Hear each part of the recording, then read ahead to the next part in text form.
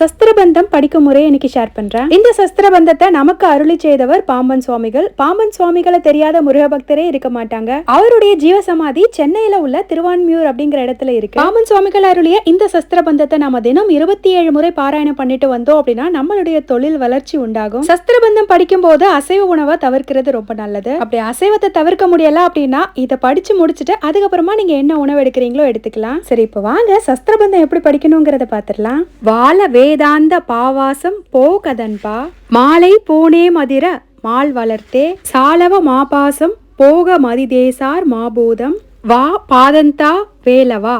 இப்படிதான் தினம் பாராயணம் பண்ணணும். இந்த சஸ்திரபந்தம் போட்டோ ஃப்ரேமா கூட அவைலபிளா இருக்கும் கடைகள்ல. அதை வாங்கி நம்ம தொழில் பண்ற இடத்துல வந்து மாட்டி வச்சு பாராயணம் பண்ணணும். இல்ல முருகப்பெருமானுடைய வேலை இருக்குன்னா அதுக்கு முன்னாடி அமர்ந்துமே நம்ம பாராயணம் பண்ணலாம். இந்த சஸ்திரபந்தத்தை நம்ம தொழில் பண்ற அந்த இடத்துல உள்ள கல்லாப்பட்டியில கூட வைக்கலாம். தினமும் பாராயணம் பண்ண நன்மைகள் நடக்கும். பாய்.